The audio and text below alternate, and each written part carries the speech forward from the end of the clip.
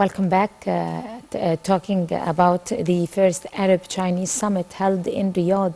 Of course, this is a summit for cooperation and development between the Arab countries and the Chinese part. A new page that is open in the economic, political, and cultural partnership between Arab countries and Chinese leaders. And of course, this is a very important step that is taken inside the region. Of course, this summit is attended by President Abdel Fattah Sisi and also by the Chinese counterpart Xi Jinping, with also Crown Prince Mohammed bin Salman, who is hosting Arab leaders, the rest of the Arab leaders. And with us to shed light over this very important topic is Dr. Hassan Wageeh, the political analyst. Good morning, Dr. Wageeh. Good morning. How are you doing, sir? First of all, how do you see the timing of this summit? The timing is the main factor for this summit.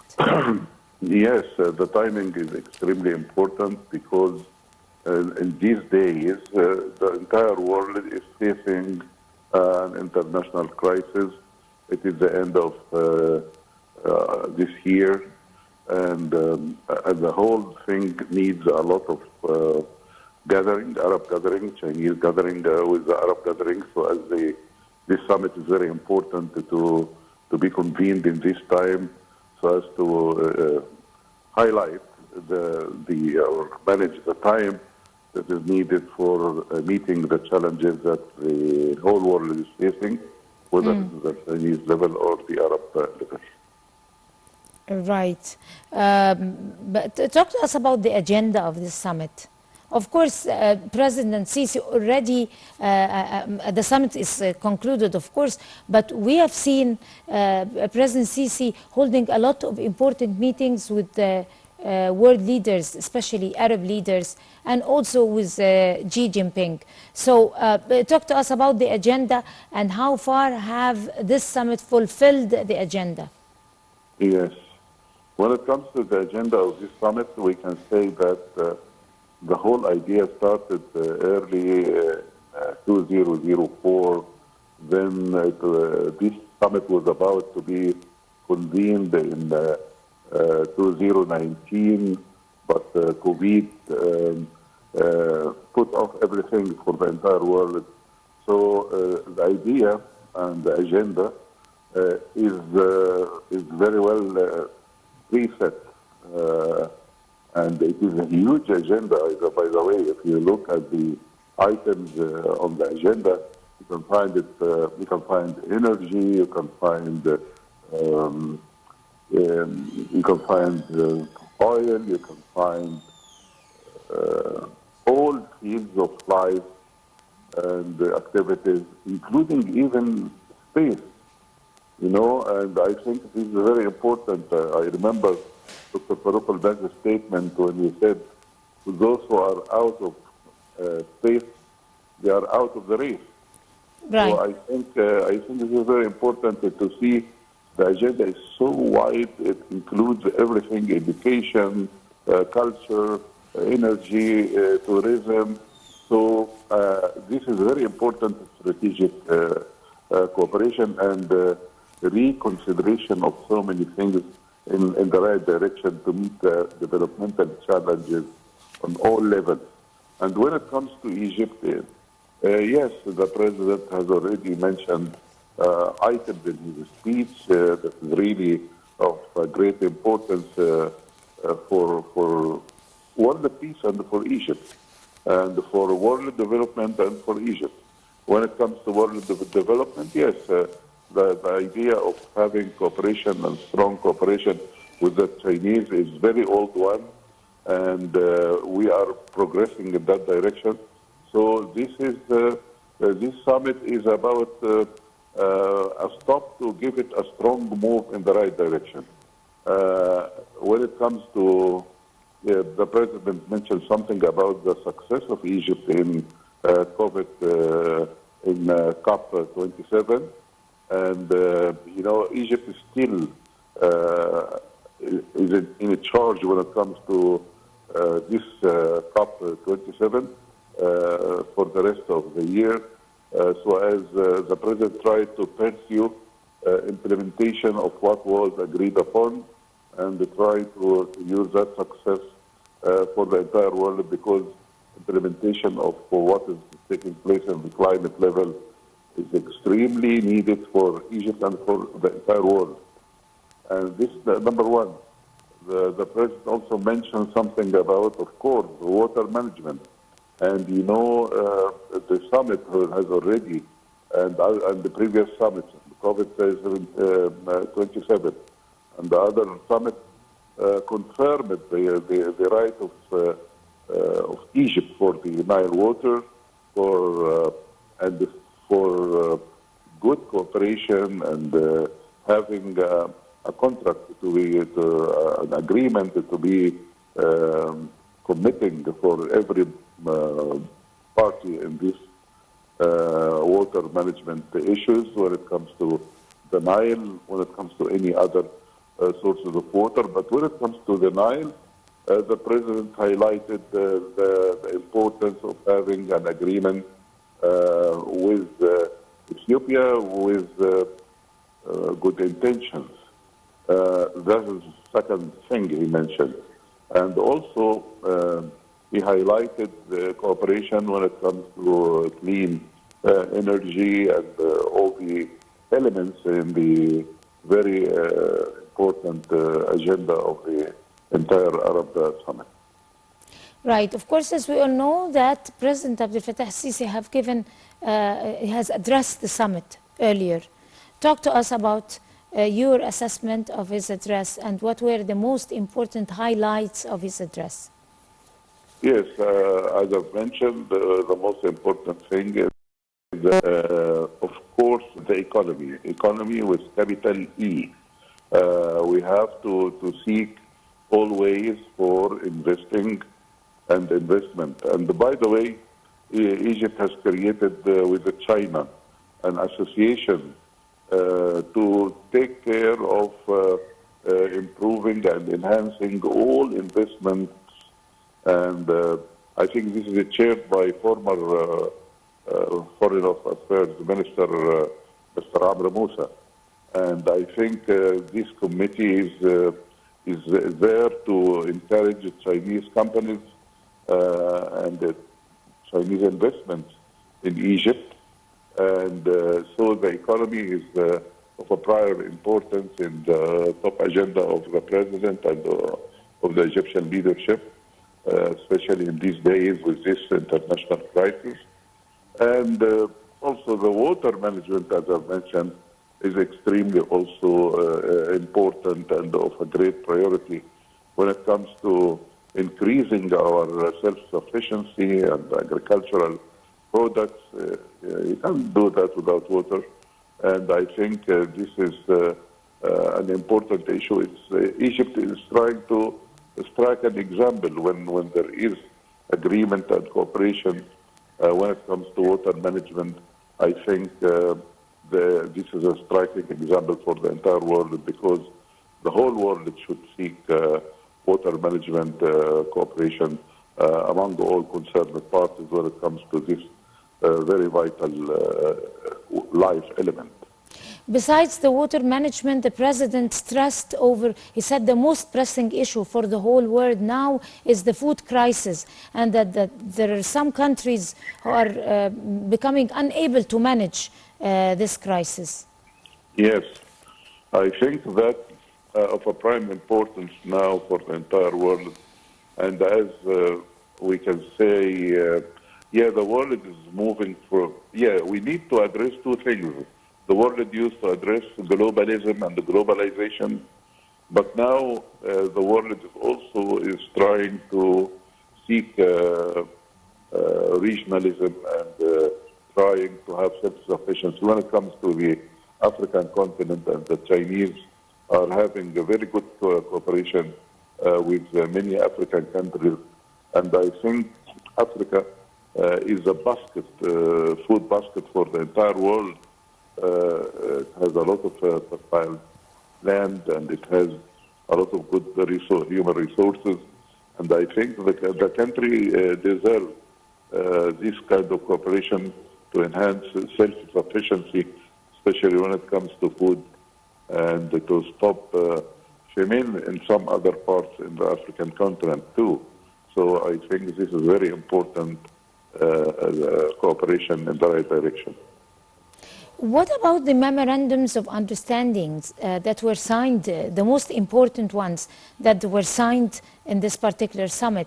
Of course, as we all know, the Saudi side, they signed an MOU with China in the field of hydrogen. What is the share of Egypt when it comes to MOUs? Were there any MOUs signed also with the Egyptian side? Yes, I think clean energy is extremely important, and there are something along these lines. Also, when it comes to cooperation in so many fields that Egypt has already started long time ago, were signed too. And I think what is more important than signing of the comments in the summit is that the road is quite wide open now for these kind of cooperation and for memos of understanding and for opening up in that direction. The most important thing in that event is that it is an excellent restarting point on these great strategic elements. Right. Also, talks focused also over Egypt being an excellent market for the Chinese products and everything. It has been for a long time. So this is also opening the doors wide open for strong economic partnerships in some industries. Yes, I think this is extremely important, and Chinese officials themselves really expressed their welcoming points about using this very vast economic market of Egypt. Egypt consumes a lot, and it needs investments in its market, and I think the Chinese are very recognizing for such a point. Right. And also attracting investments, Chinese investments in at large. Took good scale over the table of negotiations when it came to some particular fields of investment, which the Chinese part is very specialized in. If you'd like to elaborate over this part. Yes, China is becoming the second greatest economy in the world today, and there are some good indicators that it might be the first largest economic entity in the world today. So I think that yes, there are so many directions, and there are good potentialities for having many cooperative agreements and many cooperative joint work for the sake of the two countries when it comes to this great economy that has so many, it's so that diversified, by the way, when it comes to economic, energy, touristic, military, on all fields. There are good potentialities for opening up for the sake of development in our countries, with no polarization with other countries, yes. Right. Also, politics took a share in that particular summit, and most of the leaders attending the summit stressed their support for a two-state solution in the occupied land, especially that Israel is about to form a government. Yes, yes, that was a very important point on the agenda of the President, Fattah al-Sisi, and also it was a very important agenda for the entire summit. The Saudis, the Arab initiative is still there. The Arab summits already confirmed. There was also the Arab League was attending this summit, and right. The Secretary of the Arab League has already reiterated the most important resolutions internationally and taken by all the Arab countries. China and the President of China himself, in his very important speech in the summit, highlighted very much this Palestinian cause, and he called for having implementation for a real peace based on international resolutions. I think this is there is a consensus when it comes to all international areas, all international parties has already called for the most important and the pressing issue of having agreements and having the will and the implementation to create two states and to help the Palestinians liberate their land. It is still occupied. It is one of the rarest occupied lands in the world. So I think the entire world is really in so many summits, including this. But in the Arab-China summit, the President of China, the President of Egypt, and the Crown Prince Mohammed bin Salman of Saudi Arabia, all the convened parties have already asserted that there should be a solution, a fair solution, but based on what was taken by the international will. The international resolutions are so many that confirm that.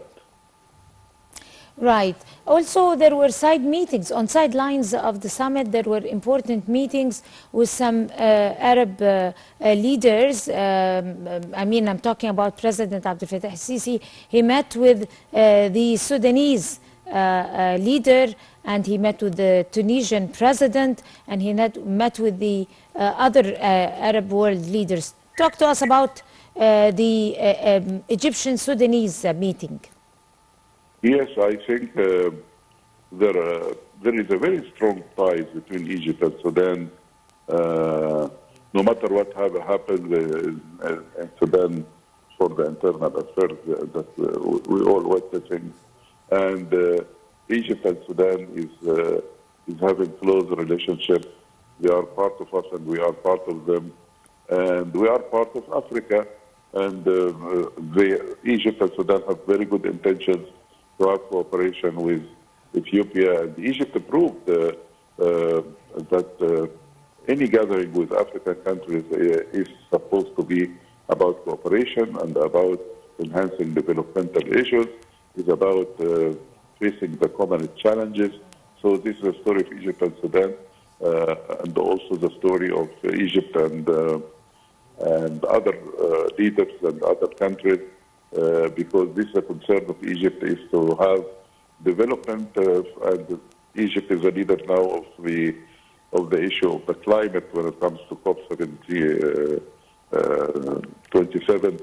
So I think there are so many issues to be discussed, and when the president meets all those leaders, it's a very good chance to enhance the common interest and to try to implement and try to use the time for the sake of meeting unprecedented challenges, not only for Egypt, but for the entire world.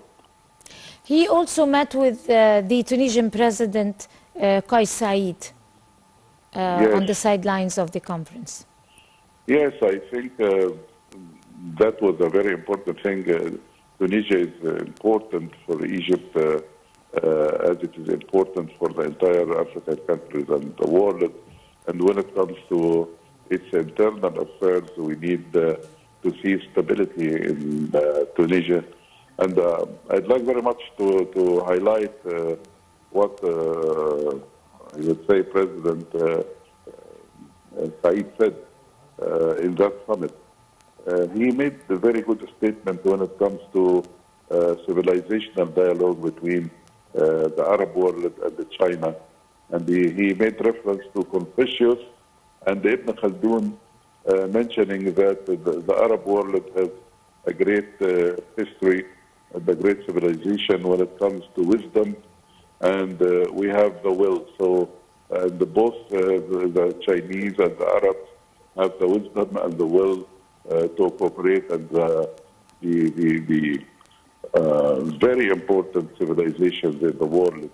So I think this all needs to give a push in the right direction, not for the sake of cooperation between the Arabs and the Chinese, but for stability and for development and for world peace, and with no polarization, as I mentioned, that the cooperation with China is not only over cooperation with the United States or any other countries. You know, the entire foreign media, Western media, is trying to mention this kind of polarization or enhancing this polarization.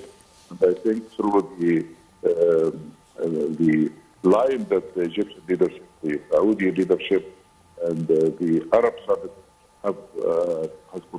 has confirmed strongly that cooperation with China is not against cooperation with the USA, and the USA is a very important strategic partner too. No problem of having good relations and good cooperation for the entire interest of the Arab world to develop and to seek development in all fields with China, USA, European Union, all world power are welcome to have some kind of cooperation. This is what the world needs, and it should be on the basis of win-win, not on zero-sum and on conflicts and disputes. Right. On that note, Dr. Hassan Wageeh, the political analyst, would like to thank you for talking to the Breakfast Show, and you have a good day. Thank you so much. And we're going to go to a short break, and we'll come to continue the Breakfast Show, so stay with us.